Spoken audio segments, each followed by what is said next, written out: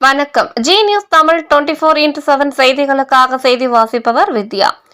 அத்திப்பட்டில் பாஜக சார்பில் இந்திய ராணுவ வீரர்களுக்கு மரியாதை செலுத்தும் வகையில் மூவர்ண கொடி பேரணி நடைபெற்றது.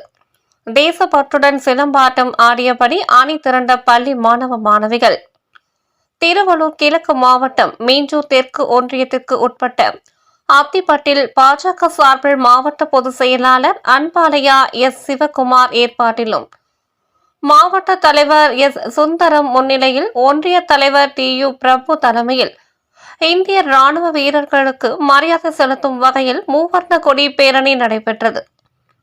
இதில் சிறப்பு அழைப்பாளர்களாக தேசிய துப்புரவு தொழிலாளர் நல வாரிய முன்னாள் தலைவர் எம் வெங்கடேசன், மாநில அரசு தொடர்பு தலைவர் எம் பாஸ்கர் ஆகியோர் கலந்து கொண்டு தேசிய கொடியை கையில் ஏந்தியவாறு பள்ளி மாணவ மாணவிகளுடன் மேளதாளங்கள் முழங்க முக்கிய வீதிகள் வழியாக அணிவகுத்து சென்றனர்.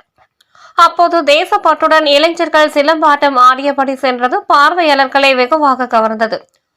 இதனைத் தொடர்ந்து பள்ளி மாணவ மாணவிகளுக்கு அன்பாலயா சிவகுமார் கல்வி உபகரணங்கள் வழங்கினார். முன்னதாக மனதின் குரல் நிகழ்ச்சி மூலம் பாரத பிரதமர் நரேந்திர மோடி தொலைக்காட்சியில் நாட்டு மக்களுக்கு ஆற்றிய உரையையும் மத்திய அரசு கொண்டு வந்த பல்வேறு திட்டங்கள் குறித்து பொதுமக்கள் பார்த்து தெரிந்து கொள்ளும் வகையில் பொதுவெளியில் தொலைக்காட்சி பெட்டியை வைத்து பாஜகவினர் ஒளிபரப்பினர்.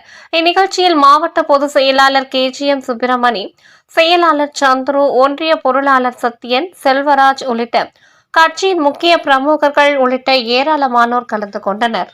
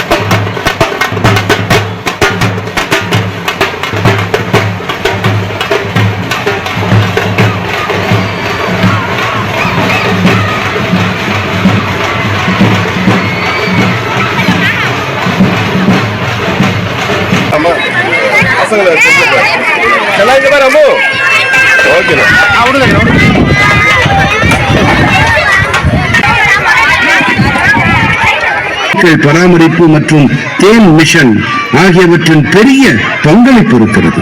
3 சாதனைகளை படைத்தார்.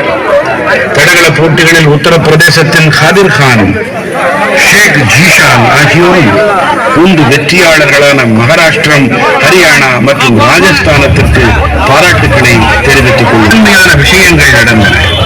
கேலோ இந்தியா இளைஞர்களுக்கான விளையாட்டுகளின் முதல் நிகழ்ச்சியில் போட்டிகள் நடைபெற்றன. பாரதம் நெடுகிருந்தும் வந்த விளையாட்டு வீரர்களின்